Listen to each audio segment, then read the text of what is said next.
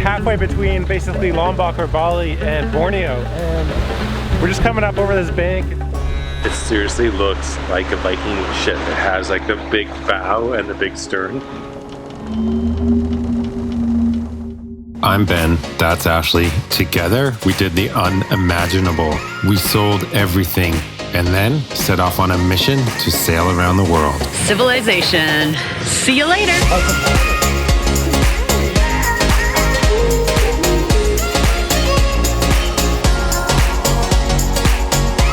28 countries later and over 25,000 nautical miles, we are only halfway around the world.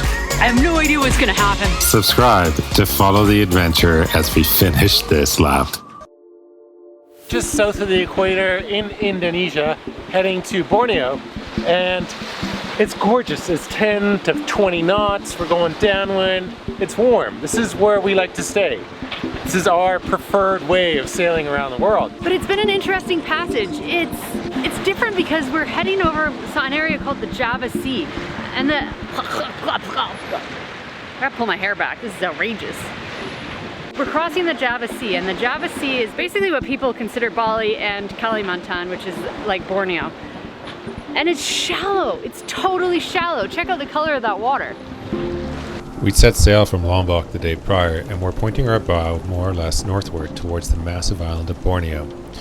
More precisely, we're headed to Kalimantan, which is the Indonesian portion of Borneo. On the north coast, Malaysia owns about 30%, and a tiny nation called Brunei only owns 1%. It's been gorgeous. Check out this water behind me. It's kind of surprising. It's crazy. It's only like 50 to 60 meters deep. Pretty much for the last 2 days it's been shallow. And there's tons of freighter traffic, but it's shallow enough that the locals, if they want to fish in the area, they can anchor fads. So fads are like these fish attractant devices. We've talked about them before, but they're big, man. They're like little houses, little bamboo houses floating on the water. So it's kind of surprising. 50 to 60 meters is not deep, but it does make for a really interesting watercolor. And also for sort of shorter, steeper waves, it turns out. If you venture into any of the waters surrounding Asia, you will find tons of fishing vessels offshore both day and night. Some are lit, many are not. It's always interesting during the day, but it can be incredibly stressful at night. Good morning. It's like 6 or 7 a.m. and there's one of these boats like right up here. It seriously looks like a Viking ship. It has like the big bow and the big stern. It's crazy. But I think they're dragging a big net, like there's a huge net coming out from behind them. So I don't know what they're doing. It's not that deep. It's 60, 70 meters all the way across, like from southern Indonesia to Borneo. So they're probably just dredging the bottom, I would guess. I don't know. Whew. It's about an hour later now, and there's another fishing boat right here. We're like halfway between basically Lombok or Bali and Borneo, and we're just coming up over this bank. It's about 50 meters deep. Like, they're crazy looking. They're these colorful boats. Reminds me of the Philippine fishing boat that we did a tour of when we first made landfall there. It's dragging some sort of net. It's kind of cool, man. I'm gonna do a drive by this one and see if I can get a smile out of them. Let's see if we can get closer here.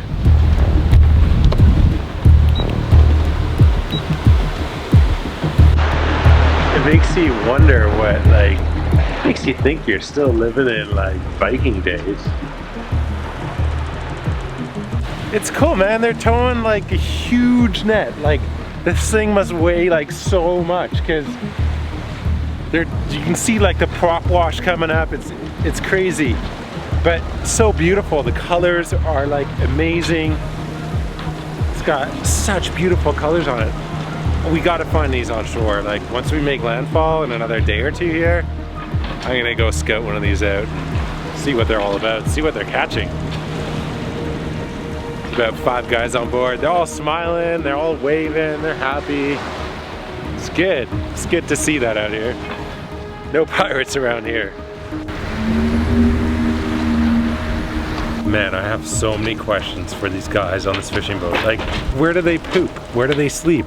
How long are they out here for? Like, it looks like they're like pretty gnarly dudes, and I don't know. I think we need to ask some questions here.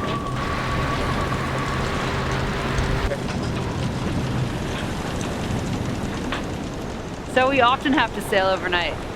So many times we're crossing oceans or seas. This is the Java Sea, for example, but any ocean and any sea, and there's no island in the middle, there's no place to pull over in the middle of the night, so we sail overnight.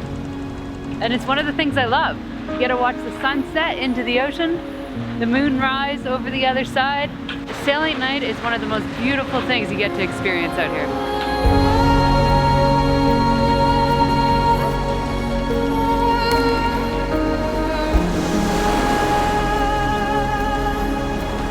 One of the things we always have to watch out for is other traffic, like that freighter right there.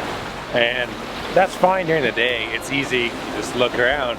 But at night, we use lights. We use lights like these right here. We have green on one side, on the right-hand side, and red on the other side. And then there's a white light on the back of the boat. And this freighter will have the same lights, except a couple more, so that we can tell where he's going and if we're gonna collide. So all of a sudden it just turned dark and the lights came on and there's a boat there and we had no idea.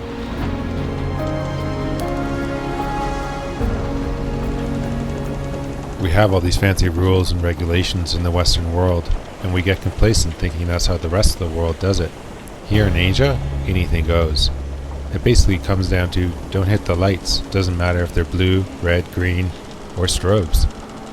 So it's not very late actually. It's 9:20 at night. But there are so many squid boats around me right now. It's kind of nuts. There's at least 10 just in like a circle around us. I think I found a clear patch straight ahead, fingers crossed. And then to our port side is where there's like 1, 2, 3, 4, 5, 6, 7 at least. They're all lighting up the horizon. So it must be better squidding that way. We are getting closer to Kalimantan. Take a look. We're about 60 miles offshore from Kalimantan, and it's just all of a sudden tons and tons and tons of squiddy boats. Like big, huge 4 lights on them. I got a bit close to one on the starboard side here. So normally they just look like a big blob of light in the horizon, which is really cool, but like not quite. But when you get close to them, there's actually like 4 huge lights and then some sort of other colored light in the middle, which is either green or red. I don't think it's actually navigational, it's just either green or red. I don't know why. What you're looking at here is 5 fishing boats on our radar. When it's pitch black out like tonight, you have to rely on your instruments, but the problem is that the radar signature of many of these fishing boats are almost non-existent, so you're constantly running outside to cross-reference what you see on screen, and quite frankly, relying on a lot of luck. You can sort of figure it out on radar, but they don't always show up consistently because they're kind of small. There's even at night, binoculars are fantastic because it helps you focus the light, and our radar's pretty old school. The tankers show up great because they're a huge metal object, but these boats probably don't have nearly as much metal. They're probably wooden boats, some of them. They do show up when we get closer to them, so it's always good about 6 nautical miles out. Even on our old radar, we can pick them up. Things that we can't see, and like even with the moon, I still can't see it, and don't show up on radar are the FADs, the fish attracting devices, and they're just impossible to see at night. So you're just kind of on a whim and a prayer that you don't run into something like that. And I mean, you look all the time, you're always looking, but they're not lit.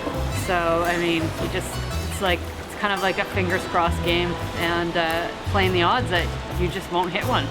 Definitely keeping me on my toes tonight, no sleeping on the job. We made it, it's okay. Well, it's almost okay. I don't know if this is fun or not. Butter, jam, jam. Boiled up with jam. Pretty good breakfast.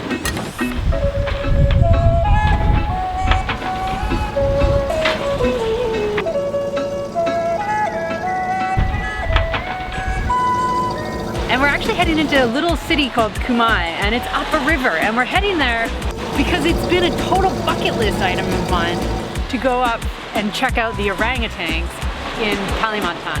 And one of the easiest ways to do that on the boat is to go to Kumai, up a river, anchor your boat, and hop on one of these little water pump riverboat things called a tuk-tuk and go up the river. And so we're so stoked. We're just 6 miles out from Kalimantan.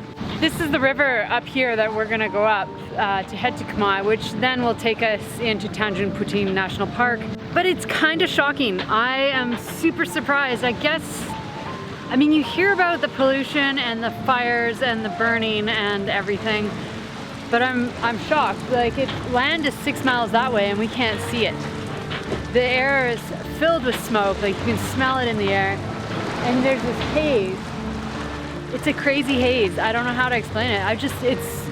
It's kind of surreal. I don't know what I expected, but it wasn't this. I was thinking jungle, like maybe some mangroves, and I don't know. I was expecting to be able to see land by now. But I know it's there. It's super shallow. It's only about like 5-6 meters deep. I can see the bottom. It's kind of freaky how shallow it is, actually. And we're heading in. I actually think I can just start to see land just now. We just got to be careful not to hit it because things shift in rivers. But I think everything's pretty good. We got waypoints. We got charts.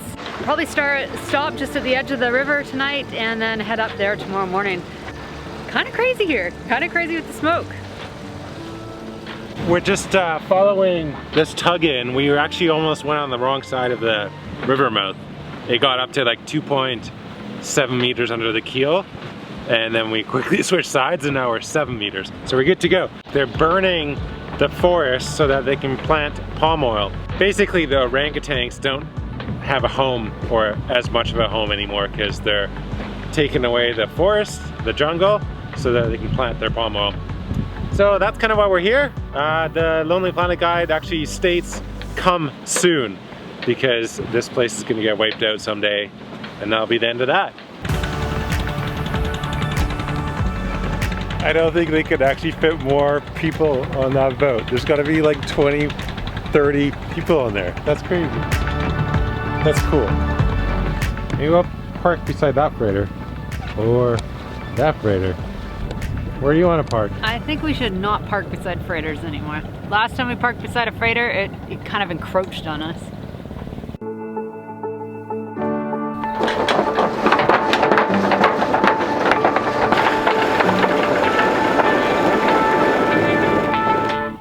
Will I ever see that anchor again? I don't know. One of the big questions that we often face when we get into a port like this is, where the heck do you take the dinghy? I have no idea.